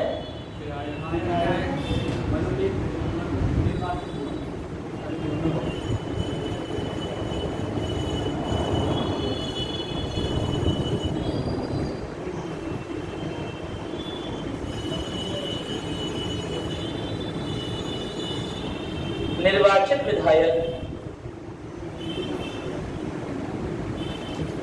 कोई दिक्कत तो नहीं है? और ये निर्वाचित विधायक क्या किए हैं? अपने में से इलेक्ट करके, अपने में से चुनकर, है ना, महाराष्ट्र की विधानसभा में से महाराष्ट्र के विधायकों ने क्या किया कि अपने में से ही चुनकर एक आदमी कहां भेज दिया? राज्यसभा में। क्यों भेजा है? महाराष्ट्र के प्रतिनिधित्व के लिए। क्या मेरी बात क्लियर है? उसी तरह से उत्तर प्रदेश में भी एक इसी तरह का स्ट्रक्चर है कि उत्तर प्रदेश के विधायकों ने अपने में से ही एक आदमी उत्तर प्रदेश के प्रतिनिधित्व के लिए राज्यसभा के सदस्य के रूप में भेज दिया। क्या मेरी बात क्लियर है? ठीक इसी तरह से अलग अलग विधानसभाओं से जो निर्वाचित जनप्रतिनिधि है या निर्वाचित विधायक हैं, वो राज्यसभा में क्या कर रहे हैं? राज्यसभा में सदस्यों की सप्लाई कर रहे हैं। तरह से भाई राज्यसभा के सदस्य कहां से आ रहे हैं? विधानसभाओं से सेलेक्ट होकर। क्या मेरी बात क्लियर है? यानी कि अच्छा, एक और बात दिमाग में थोड़ा सा और डीप में आते हैं। ये महाराष्ट्र में जो ये निर्वाचित विधायक हैं, है ना, ये किसके, आपको क्या लग रहा है कि किसके कहने पर किस आदमी को भेजेंगे यहाँ पर? जिस पार्टी की बहुलता इस राज्य सरकार में होगी। मेरी बात समझ? जिस पार्टी की बहुलता, जिस पार्टी का बहुमत इस राज्य सरकार में होगा, राज्य की विधायिका में होगी, उसी में से आदमी को सेलेक्ट कर यहाँ भेजेंगे। क्या मेरी बात क्लियर? और ये आदमी जो यहाँ पहुंचा है, ये जो सांसद जो राज्यसभा में महाराष्ट्र की ओर से खड़ा है ना, ये पूरे महाराष्ट्र की विधायिका का प्रतिनिधि है। पूरे महाराष्ट्र की विधायिका का प्रतिनिधि है। और क्योंकि इसी तरह राज्यसभा के अलग अलग निर्वाचित सांसद, राज्यसभा के अलग अलग निर्वाचित सदस्य अपने अपने राज्यों की विधायिकाओं से चुनकर आए हैं। मेरी बात सुन रहे? इसीलिए इनका मेन काम क्या होगा? राज्यों की हितों, राज्यों की परेशानियों या समस्याओं या राज्यों के इंटरेस्ट, समझ लो ना, राज्यों की इच्छाओं, आकांक्षाओं, है ना, केंद्रीय स्तर पे रखना। केंद्र स्तर पर राज्यों की जो आकांक्षाएं हैं, जो राज्यों की समस्याएं हैं, परेशानियां हैं, या राज्य के जो भी हित हैं, वो रखने के लिए कौन आया है? राज्यसभा के सांसद। कहां से इलेक्ट होकर? अपनी अपनी विधानसभाओं से इलेक्ट होकर। केंद्र स्तर पर लोकसभा के सांसद कभी भी अपने राज्यों की बात नहीं करेंगे। मेरी बात नहीं? यहाँ का सांसद कौन है? राम प्रसाद चौधरी जी, है ना। उसके पहले हरीश द्विवेदी जी थे। मेरी बात सुन रहे? तो यहाँ के एमपी जो कि लोकसभा में गए हैं, कोई दिक्कत तो नहीं है, वो कभी भी पूरे स्टेट की बात नहीं करेंगे लोकसभा, वो पूरे स्टेट यानी कि पूरे यूपी की बात नहीं करेंगे। वो किसकी बात करेंगे? अपने लोकसभा क्षेत्र की या अपने जिले की जहां से वो चुनकर गए हैं। क्या मेरी बात क्लियर है?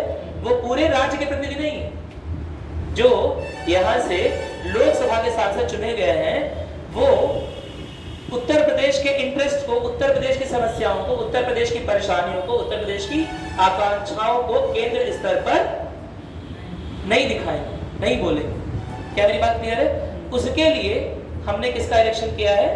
राज्यसभा के सांसदों। क्या मेरी बात क्लियर है? इसीलिए इस उच्च सदन को क्या बोला जा रहा है?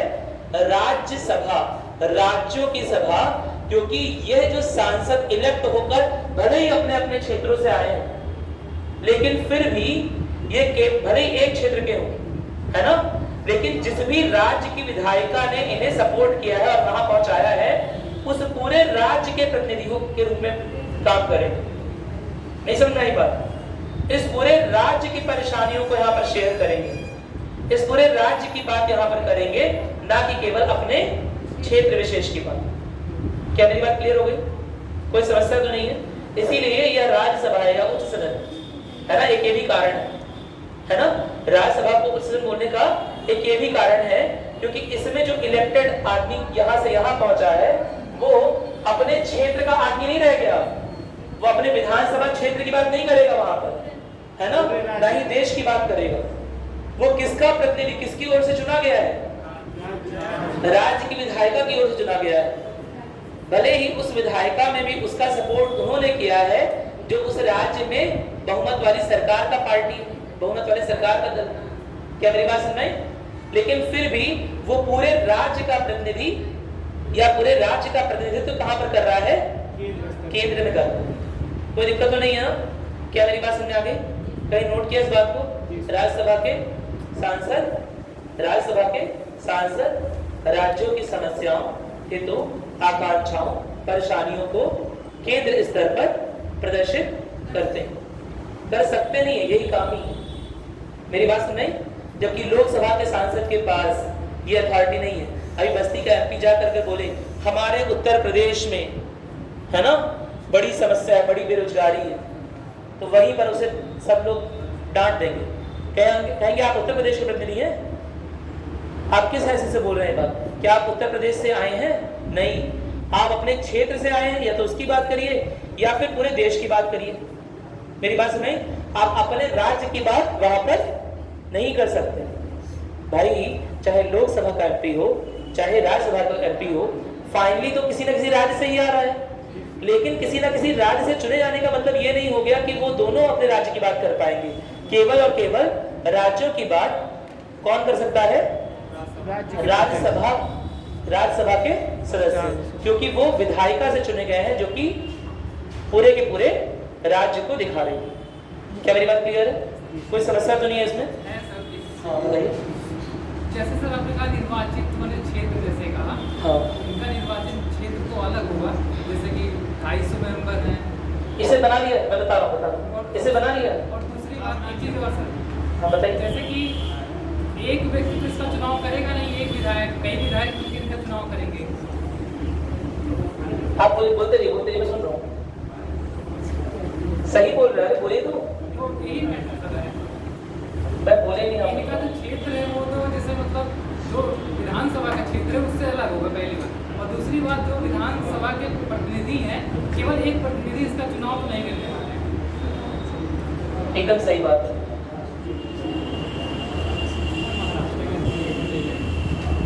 महाराष्ट्र का एग्जाम्पल लेते हैं। महाराष्ट्र का एक क्षेत्र है, लोकसभा क्षेत्र शोलापुर। क्या मेरी बात सुनाई?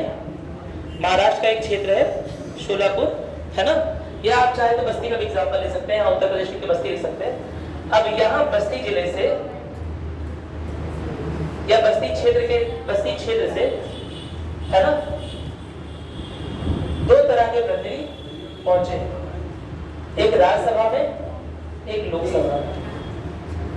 क्योंकि लोकसभा में जो प्रतिनिधि यहाँ से पहुंचा है, जो लोकसभा में प्रतिनिधि यहाँ से पहुंचा है, वो विशेष रूप से, प्रत्यक्ष रूप से, सीधे सीधे यहाँ की जनता द्वारा चुना गया था।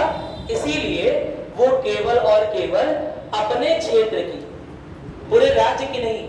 क्या पूरे राज्य की जनता जो है वो हरीश द्विवेदी या राम प्रसाद चौधरी को वोट दे रही है? नहीं दे रही। क्या पूरे राज्य की जनता दे रही है? नहीं। किसकी जनता दे रही है? बस्ती की जनता वोट दे रही है। क्या मेरी बात नहीं? तो इनका यह कर्तव्य बनता है कि बस्ती की परेशानियों को, बस्ती की समस्याओं को, बस्ती के नौजवानों की आकांक्षाओं को, या बस्ती के जो भी आकांक्षाएं, बस्ती की शहर की जो आकांक्षा, मेरी बात सुनाई, वो सब कहां पर रखें? लोकसभा में रखें। इनके ऊपर यह जिम्मेदारी, यह उत्तरदायित्व इनका है। राज्यसभा में जो आदमी यहाँ पहुंचा है, यहाँ का आदमी पहुंचा है, वो असल में यहाँ के लोगों द्वारा नहीं पहुंचा है। यहाँ के लोगों ने वोट किया था अपने विधायकों को या विधानसभा को, और वहां के विधायकों ने राज्य स्तर पर चुनकर इसे राज्यसभा में भेजा। मेरी बात सुन रहे? यानी यह आदमी जो कि राज्यसभा का सदस्य है, वो असल में अपने क्षेत्र के प्रतिनिधि की हैसियत से नहीं, बल्कि राज्य के प्रतिनिधि की हैसियत से संसद में या राज्यसभा में पहुंचा है। क्या मेरी बात क्लियर है? और इसीलिए यह जब कोई बात कह रहा होगा तो अपने राज्यों के बारे में कह रहा होगा, ना कि अपने क्षेत्र के बारे में कहेगा। अगर अपने क्षेत्र के बारे में बोलता है, एग्जाम्पल के उदाहरण के लिए तो बोल सकता है कि हमारे राज्य में बहुत सारी परेशानियां, उदाहरण के लिए मेरे ही क्षेत्र बस्ती में फलाना ढमाका ढमकाना हो गया, ये बोल सकता है। लेकिन अगर वो क्षेत्र विशेष की परेशानी को इंगित कर रहा है, क्या मेरी बात सुन नहीं? कोई परेशानी उठा लो, बस्ती की कौन सी परेशानी है? कीचड़, नाली साफ ना होना, या जो भी है ना, रोड बन रही है अभी तो काफी ज्यादा टूटा फूटा, चलो कोई भी परेशानी उठा लो बस्ती की। आजकल कई तरह की परेशानियां है ना, पानी की परेशानी है, हाँ तो चलो ये, अब यही परेशानी अगर वह राज्यसभा में बोलेगा तो उसे राज्यसभा के स्पीकर का दायित्व है, राज्यसभा के अध्यक्ष का दायित्व है कि डांट कर चुप करा दें। कहे आप अपने क्षेत्र की परेशानियों को लेकर आए हैं यहाँ पर, क्या आपने क्षेत्र के प्रतिनिधि की हैसियत से आए हैं या राज्य के प्रतिनिधि की हैसियत से आए हैं? मेरी बात समझ नहीं? बात समझ में आ गया? तो राज्य, ये राज्यसभा में जो सदस्य पहुंचा है ना, मैंने आपको क्या बताया, विधानसभा में जिसकी सीटें ज्यादा है, जो बहुमत वाला दल है, वो इस आदमी को जिसे सदस्य के रूप में यहाँ पहुंचाया गया है, उस आदमी को गाइड करेगा, उस आदमी को मोटिवेट करेगा कि हमारे राज्य की ये प्रॉब्लम है, इसे जाकर राष्ट्रीय स्तर पे बोलो। मेरी बात सुन नहीं? इसे कान में समझाएगा, बुझाएगा कि हमारे राज्य की ये समस्या है, तुम्हें इसलिए भेजा जा रहा है क्योंकि तुम अच्छा बोलते हो, तुम वहां जाके बोलोगे तो पूरे देश में बात सुनी जाएगी। क्या मेरी बात सुन रही है?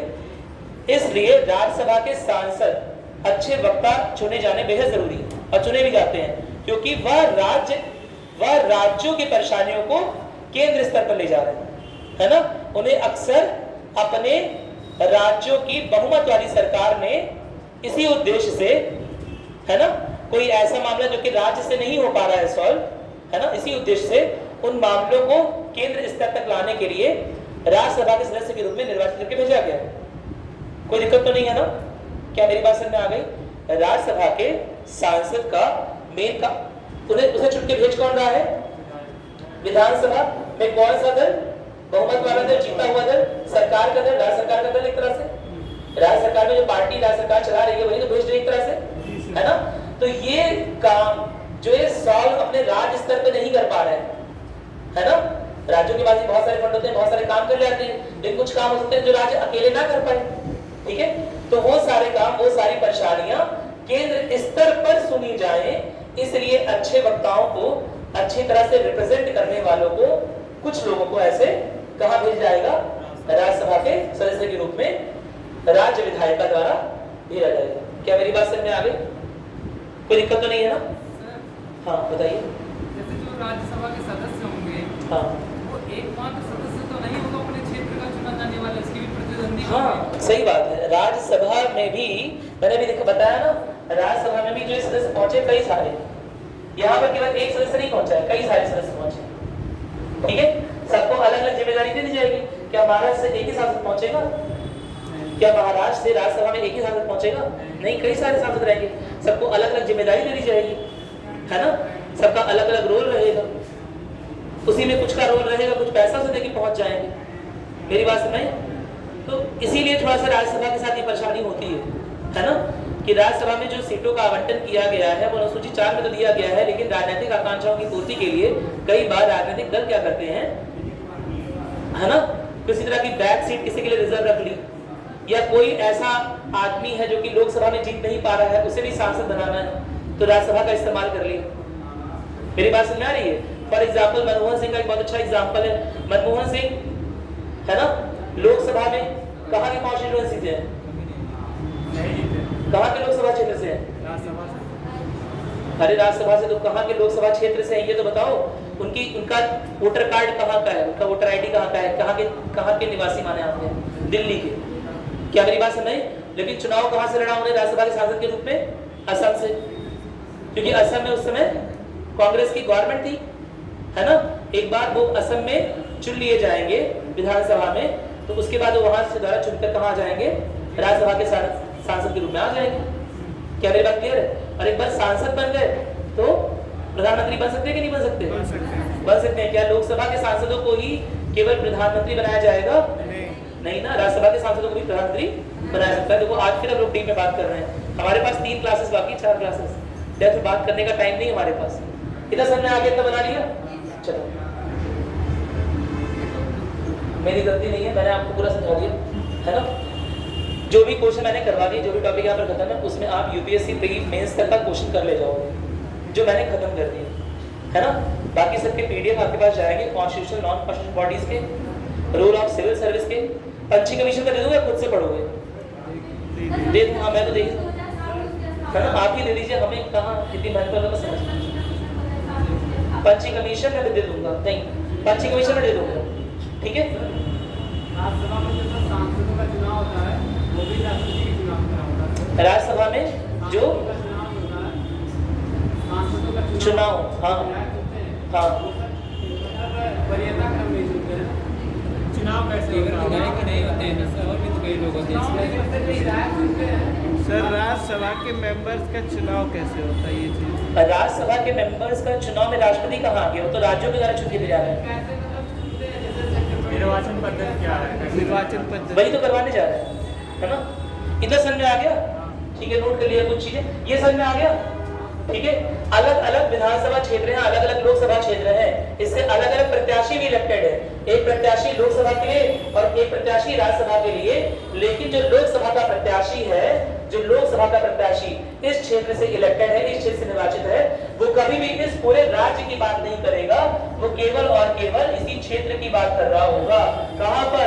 अपनी सभा में या संसद में। क्या मेरी बात समझ आई? उसका अपने राज्य से कोई लेना देना नहीं है, नहीं है, कंफ्यूज आप लोग नहीं है। वो लोकसभा में अपने राज्य के प्रतिनिधि के तौर पर नहीं गया है, इसलिए ये लोकसभा में जाकर ये नहीं कहेगा कि यूपी को आजादी दो और यूपी बहुत खराब पिछड़ रहा है, ये सब नहीं बोलेगा। या तो बस्ती के बारे में बोलेगा या फिर देश के बारे में बोलेगा। क्या मेरी बात क्लियर है? अगर वो एक्सेसिवली जानबूझकर अनावश्यक रूप से बार-बार उत्तर प्रदेश उत्तर प्रदेश उत्तर प्रदेश बोलेगा तो उसे जो भी लोकसभा का स्पीकर है उसे टोक देगा, उसे मना कर देगा कि आप यहाँ पर अपने क्षेत्र के प्रतिनिधि के हैसियत से आए हैं, तो अपने क्षेत्र की बात करिए, घर भर की जिम्मेदारी ना लीजिए। क्या मेरी बात समझ में आ गई? चलो ठीक है, जबकि राज्यसभा का प्रतिनिधि समझ में आ गया, ठीक है। चलो अब इस बात को नोट करते हैं, है ना। बातें बहुत सारी हो गई। अच्छा, एक और बात है कि आपको नहीं लग रहा है जहां की पॉपुलेशन ज्यादा होगी, लेट अस सपोज, क्योंकि महाराष्ट्र की पॉपुलेशन ज्यादा है ना, उत्तर प्रदेश की ज्यादा है, तो जहां की पॉपुलेशन ज्यादा होगी वहां के ज्यादा प्रतिनिधि क्या हमें राज्यसभा में दिखाई देंगे? एकदम से दिखाई देंगे, है ना। और ऐसे इस तरह के सिस्टम को हम बोलते हैं जहां पर पॉपुलेशन यानी कि जनसंख्या के आधार पर जहां पर सदस्यों की संख्या घटे या बढ़े, उसे बोलते हैं प्रोपोर्शनल रिप्रेजेंटेशन सिस्टम। क्या बोलते हैं? आनुपातिक प्रतिनिधित्व। हाँ लिख लो, आनुपातिक प्रतिनिधित्व प्रणाली। इसी के बारे में पूछ रहे क्या? जी सर हाँ। अरे बस अभी सब बता दे रहा है, परेशान ना हो।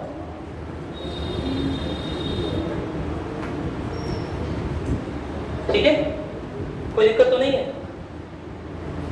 ये जो महाराष्ट्र से चुन के यहाँ पर लोग गए हैं, महाराष्ट्र से जो चुनकर यहाँ पर राज्यसभा सदस्य पहुंचे हैं, महाराष्ट्र की विधानसभा से चुनकर सदस्य पहुंचे हैं, वो आनुपातिक प्रतिनिधित्व प्रणाली के तहत चुने गए पहली बार। यानी कि महाराष्ट्र की जितनी भी पॉपुलेशन होगी उसके अकॉर्डिंग ही राज्यसभा में उसकी सीट आवंटित होगी, ऐसा अनुसूची 4 में लिखा हुआ रहेगा। कोई दिक्कत तो नहीं है। कौन सी प्रणाली कैसे कौन सी जनसंख्या को फॉलो कर रही है, किस समय की जनसंख्या को फॉलो कर रही है? 1971 की जनसंख्या, 1971 की जनसंख्या को फॉलो किया जा रहा है। मेरी बात सुन रहे हैं? क्योंकि जनसंख्या कहीं की बढ़ रही है, कहीं की कम हो रही है, ऐसे में लगातार सीट बढ़ाई और घटाई नहीं जा सकती ना। क्या मेरी बात क्लियर है? तो अभी 1971 की जनसंख्या का फॉलोअप हो रहा है और पीआरएस सिस्टम तो है ही, साथ ही साथ आपने राष्ट्रपति के चुनाव में एक चीज पढ़ी थी, सिंगल ट्रांसफरेबल वोट,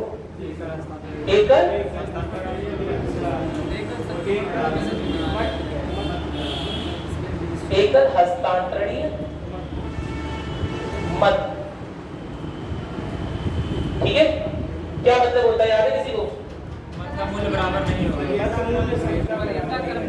मत का मूल्य मत का 1 होगा, किसी का 2 होगा, ऐसा। मत का मूल्य 1 होगा 2 होगा, गलत मत का मूल्य बोल दिया, गलत हो गया। मत की वरीयता, मत की वरीयता है ना। यानी कि 4 आदमी खड़े हैं चुनाव में, मेरी बात सुनिए, या एबीसी खड़े हैं, मैं क्या बोल रहा हूँ कि यार बी वाला आदमी अच्छा है, ये बन जाए, लेकिन फिर मेरे दिमाग में आया कि अगर इस आदमी का एक्सीडेंट हो गया है ना, या फिर ये यमराज के रास्ते में आ गया, यमराज इसे उठा ले जाएंगे, तो फिर क्या होगा? मेरा मत तो खराब हो जाएगा। तो ऐसे में अगर बी के साथ कोई हादसा हो जाए तो बी ना बन पाए तो सी बन जाए, यानी दूसरी वरीयता मैंने किसे दे दी? सी को दे दी। क्या मेरी बात नहीं? फिर मेरे दिमाग में आ गया, अगर ये आदमी भाग जाए शेख हसीना के साथ, क्या मेरी बात सुन रहे कि नहीं है? अरे भाग सकते हैं, उनके देश को आजादी कराने के लिए चले गए। क्या मेरी बात सुन रहे? तो ऐसे में बी को यमराज ले गए और सी को, ऐसे नहीं बोलोगे तुम लोग बहुत, अरे पहले शेख हसीना ले गए, ऐसे नहीं बोलो, ठीक है। तो ऐसे में जब बी और सी खत्म हो गए तो कौन बचा? तो बचा। तो कहीं मेरा मत खत्म ना हो जाए, कहीं मेरे वोट 0 ना हो जाए, अगर बी और सी इस दुनिया में ना रहे तो कहीं मेरा वोट करना बेकार ना हो जाए, इसलिए मैंने तीसरी वरीयता किसे दे दी? एक को दे दी। इसी को बोलते हैं एकल हस्तांतरणीय मत प्रणाली। क्या मेरी बात सुन रहे? जहां पर जितने आदमी हैं, जितने उम्मीदवार हैं, उतने ही वोट आप डाल सकते हैं वरीयता क्रम के अनुसार। क्या मेरी बात क्लियर है कि प्रथम वरीयता किसे दे रहा है, सेकंड वरीयता किसे दे रहा है, थर्ड वरीयता किसे दे रहा है? कोई समस्या नहीं है ना इसमें। राष्ट्रपति के चुनाव में इसी का उपयोग होता है, इसके बारे में बात हो चुकी है काफी डीप में, दोबारा नहीं बात करेंगे, है ना। राज्यसभा के विधायकों में भी यही काम किया जाता है ना। राज्यसभा के विधायकों के चुनाव में भी यही काम किया जाता है, कोई दिक्कत तो नहीं है। 2-4 लाइन लिख लेते हैं हम लोग, लिखिएगा लिखिएगा क्या लिखा है? देखिए, राज्यसभा संघीय स्तर पर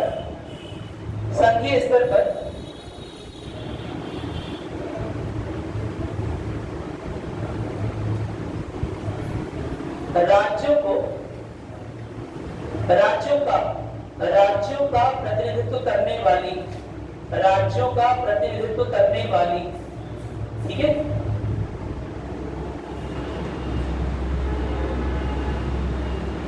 प्रतिनिधित्व करने वाला या करने वाली लिखा है, करने वाला निकाय है, ऐसे लिखिए, करने वाला निकाय है, जिसमें 2 तरह के सदस्य होते हैं, निर्वाचित और नामित।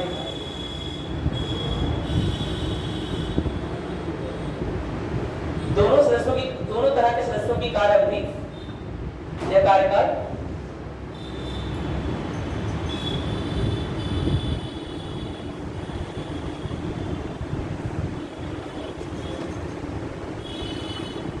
दोनों तरह के सदस्यों की कार्यकाल 6 वर्षों का होता है।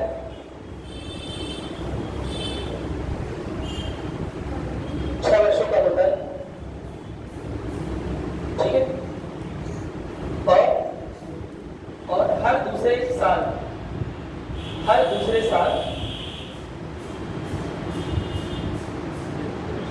1/3 राज्यसभा सदस्य 1/3 राज्यसभा सदस्य क्या होते हैं? रिटायर यानी कि सेवानिवृत्त। ठीक है, सेवानिवृत्त हो जाते हैं, सेवानिवृत्त हो जाते हैं।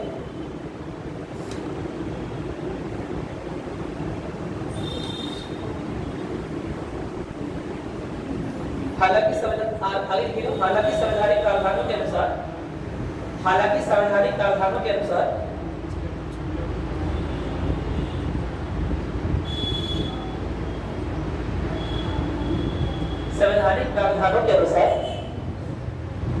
राज्यसभा के अधिकतम सदस्यों की संख्या राज्यसभा के अधिकतम सदस्यों की संख्या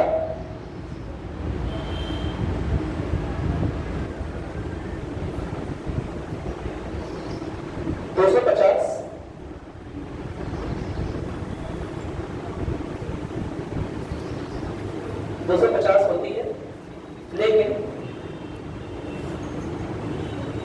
अब उसमें 238 200 वैसे नहीं करवा रहा हूँ, बना चुके हो ना वो डायग्राम, तो अलग से दिखा रहा हूँ।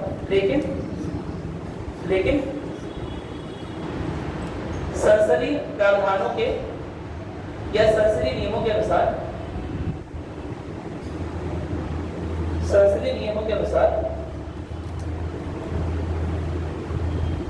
अभी इनकी संख्या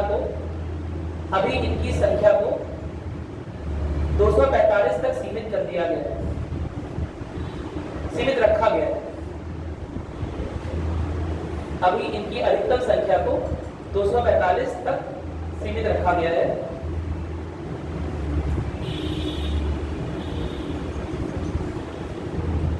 आगे लिखोगे राज्यसभा के सदस्यों का निर्वाचन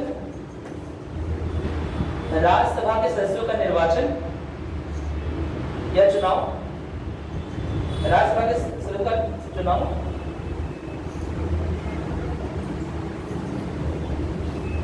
राज्य विधानसभा के निर्वाचित सदस्यों द्वारा, राज्य विधानसभाओं के निर्वाचित सदस्यों द्वारा। यहाँ निर्वाचित सदस्यों को अंडरलाइन कर लीजिएगा क्योंकि एग्जाम में कंफ्यूज करेगा। ठीक है, कई बार करता है।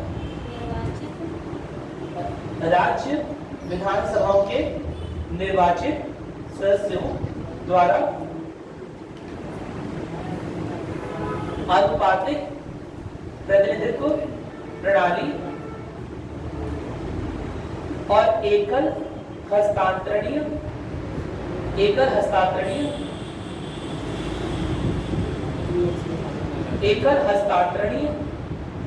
मत प्रणाली का उपयोग करके किया जाता है। अच्छा, इसी को आप लोग राष्ट्रपति बोल रहे थे क्या? हाँ, सही बात है। इस मामले में राष्ट्रपति चुनाव के रह सकते। Very good.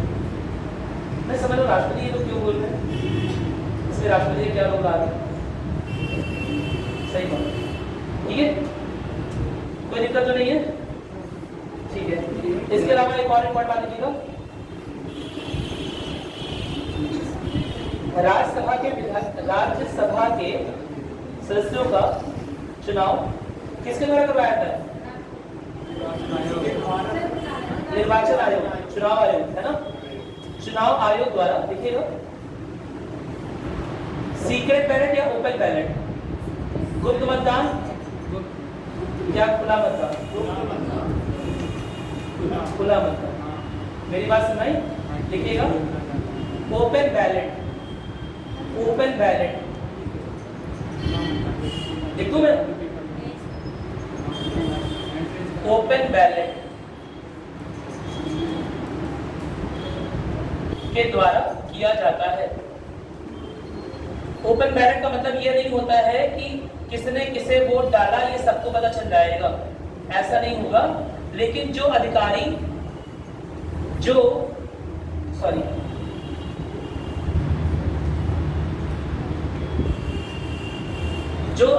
चुनाव करवा रहा होगा है ना, जिसे चुनाव आयोग ने भेजा हुआ चुनाव करवाने, उसे पता होगा कि आपने कहाँ मतदान डाला। क्या मेरी बात क्लियर है? 2006 के पहले व्यवस्था नहीं थी, लेकिन राज्यसभा में यह व्यवस्था 2006 के बाद लागू कर दी गई है। नोट करेंगे इस बात को, लिखिएगा, लिखिए 2003, लिखिएगा 2003 के पहले, 2003 के पहले राज्यसभा के सदस्यों का चुनाव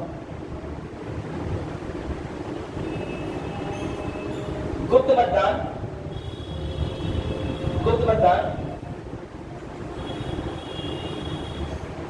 से होता था, पर 2003 के बाद इसे इस तरह से किया जाता है या ओपन बैलेट का इस्तेमाल होता है। ठीक है,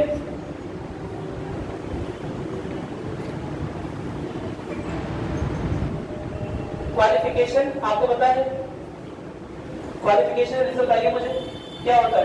राज्यसभा के सांसदों के लिए क्या क्वालिफिकेशन होनी चाहिए? पहला 2-3 तो तुम्हें रटा होना चाहिए। पहला तो भारत का नागरिक 30 साल का, चलो ठीक है, और एक और है, दूसरा कौन सा रटा होना चाहिए?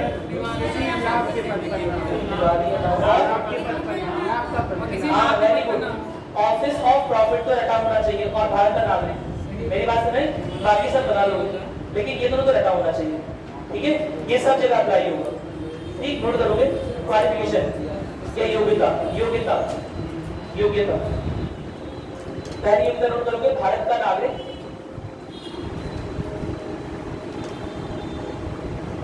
पहला नोट करिएगा भारत का नागरिक। दूसरा योग्यता में लिखेंगे उम्र, उम्र 30 साल से अधिक, 30 वर्ष से अधिक होनी चाहिए, 30 वर्ष से कम ना। ठीक है, 30 वर्ष से कम ना हो, यानी 30 वर्ष से अधिक। तीसरा लिखिएगा, उसके पास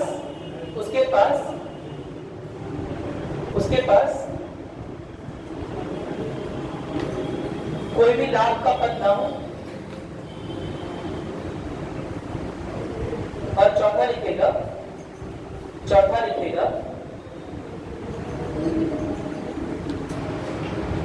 देश की किसी भी लोकसभा लिखिएगा, सोच के बोल रहा हूं, अपने आप से नियमित कर लीजिएगा। देश के किसी भी लोकसभा क्षेत्र में मतदाता के रूप में उसका पंजीकरण,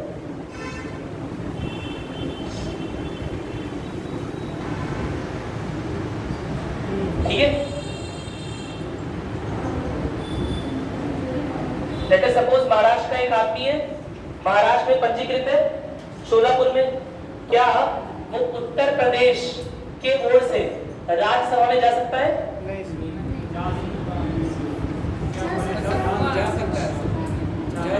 जाते नहीं, अरे अभी भी तो लिखा है जा सकता है, तभी तो है क्वालिफिकेशन में वो।